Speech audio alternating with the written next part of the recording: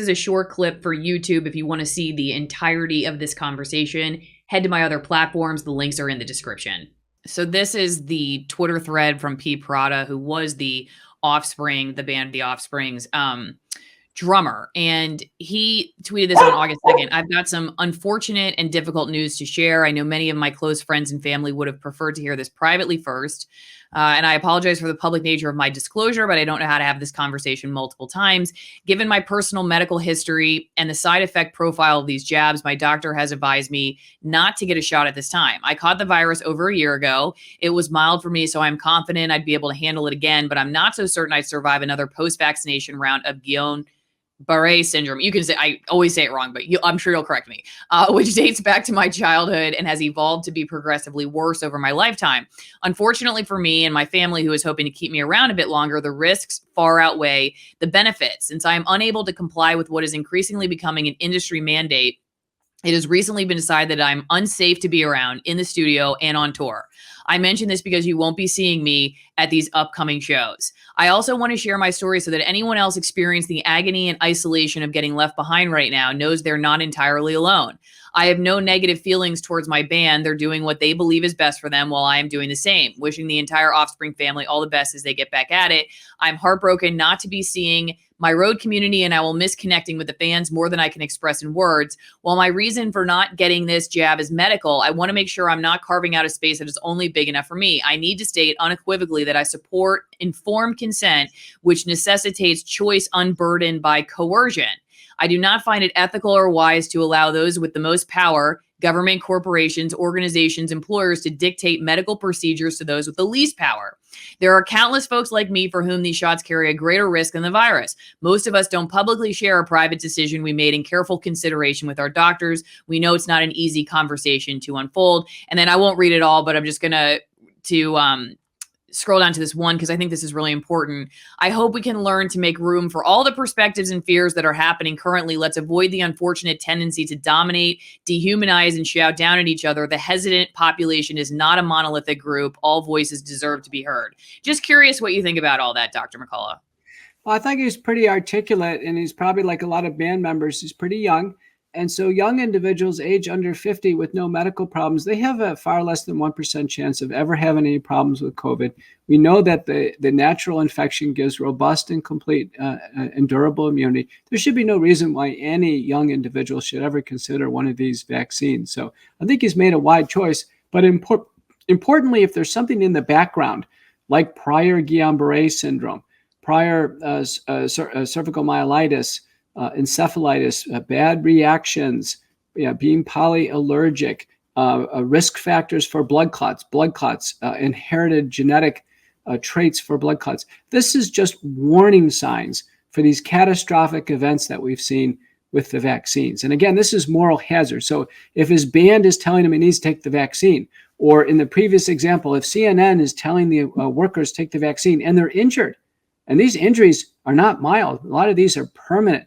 The CDC has already told us that I think there's over 10,000 permanently disabled people from the vaccine.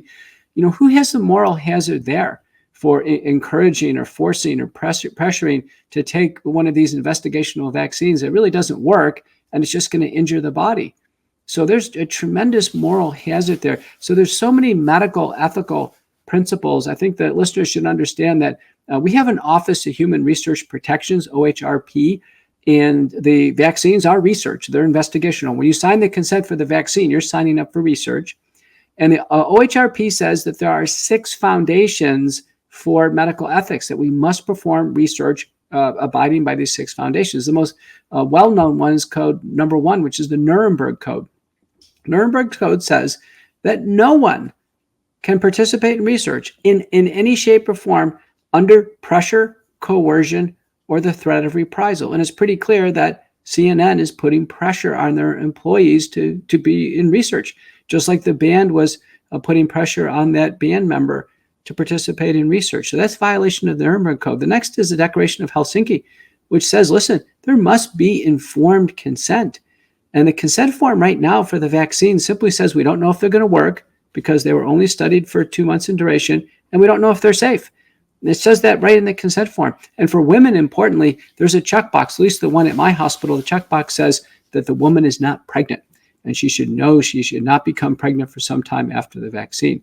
So the program offered, the research sponsors are the CDC and the FDA, and they tell Americans it's purely voluntary. So for an outside entity to take something that's purely voluntary in research and then make it mandatory is a real violation of the law. So you may want to ask, what type of laws do we really have? Like, what are the laws that CNN is breaking? What's the law that the band is breaking? Well, the first law is called the Americans with Disabilities Act, ADA. And the ADA says that no entity can do something to someone else to harm them medically, or to put them at a disadvantage medically, or not accommodate them based on their medical background. And in this case, if one's medical background is that they choose not to participate in research, they can't be discriminated against in the workplace. That would be like saying, if you're a diabetic, don't show up to work. You can't show up to work. Or if you have high blood pressure, you can't show up to work. Or the employer trying to play doctor and say, listen, everybody must take this diabetes pill. And Americans know that it's not a one-size-fit-all proposition. We know that there's a fiduciary relationship. The only people that can make medical decisions are the doctor and the patient. The FDA, the CDC, the NIH, CNN, the band, they're not doctors. They don't have any fiduciary relationship. So if they have, they make a recommendation or they pressure somebody into doing some medical intervention and there's a bad outcome, they don't have any beneficence. They don't actually have any culpability whatsoever. It's like, sorry. And so you can imagine this drummer who's had Guillain-Barré Syndrome, the last thing they should take is a vaccine. And if he has recurrent Guillain-Barré Syndrome, it could be fatal. And so he made the right decision. He made a decision basically to save his own life. So let me draw your attention to this. Federal court upholds employers' COVID-19 vaccine mandate, and this comes out of your state. It says that they dismissed a case challenging a hospital's mandatory COVID-19 vaccination policy for employees. This is the first court opinion addressing the ability of employers to require employees to be vaccinated against COVID-19. And these were the 4 points that they rejected. That under Texas law, the court found an employee can only state a claim for wrongful termination if he can show that he was required to perform an illegal act and that he was discharged solely because of his refusal to engage in the illegal act. Violation of public policy. The court dismissed plaintiff's public policy arguments because Texas law does not recognize a public policy exception to at-will employment. Then violation of the FDCA. The court rejected plaintiff's arguments that the vaccine requirement violated the federal FDCA because, according to the court, this law, 1, does not apply to private employers, 2, does not confer a private right to sue the government or an employer. Instead, the FDCA merely authorizes the Secretary of Health and Human Services to approve products for emergency use if the secretary ensures that recipients are informed of the option to accept or refuse the product. And federal law governing medical experimentation, which you brought up in the Nuremberg Code. The court also rejected plaintiffs' arguments that the vaccine mandate violated this law, which protects the rights of human subjects in research. In the complaint, plaintiffs argued that they were subject to medical experimentation because they were required to receive a vaccine that had not been fully approved by the Federal Food and Drug Administration. According to the court, this claim misrepresented the facts because the employees are not participants in a human trial, instead merely employees subject to a vaccination requirement. And then when discussing specifically the Nuremberg Code, they said that it's reprehensible here we go. Emphasizing that equating a COVID-19 vaccine mandate to forced human medical experimentation during the Holocaust is reprehensible, and that in any event, the Nuremberg Code does not apply to private employers, and that the EEOC guidance, which states that employers can require employees to be vaccinated subject to the obligation to provide reasonable accommodations to employees with legitimate medical or religious reasons. So it seems like, I don't know, it doesn't seem like the courts are on the side of the employees just saying all those things that you were just bringing up. I don't know if it's just, so this is a Texas court somewhere else might rule differently. Maybe this is going to go up in the chain and we'll see what happens. But I'm just curious what you think about that.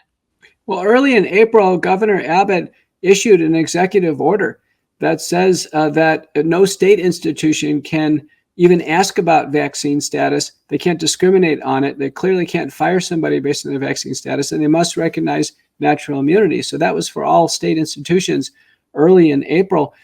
What that relatively dismissive lower court ruling implies, it's basically saying, listen, private employers can do what they want to. If they want to fire people, they can fire people.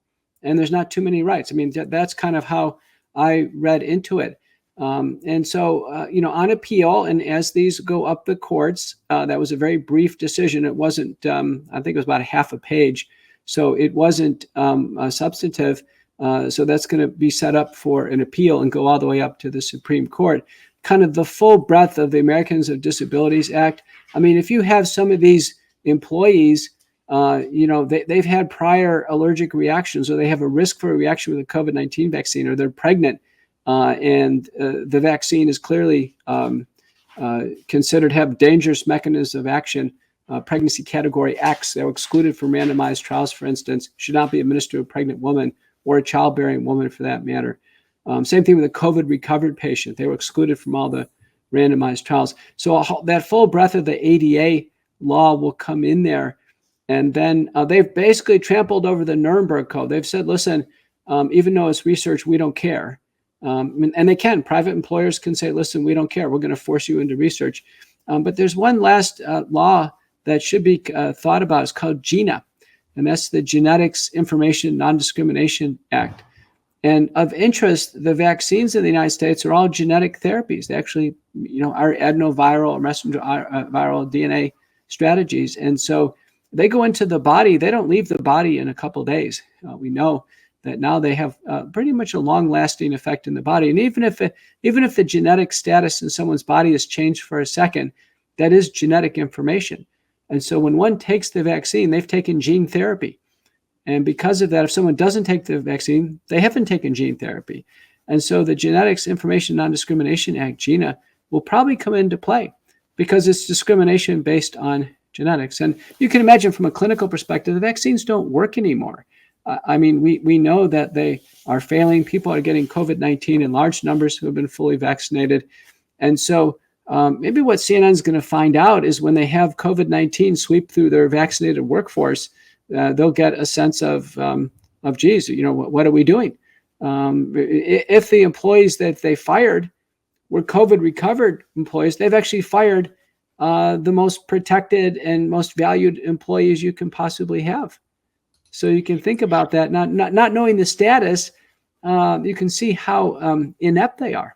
If you like wine or coffee or both, here are two of my sponsors that help you support my work and have something great to drink while you watch my videos. The first is AllisonWinePromo.com, Allison with 1L winepromo.com.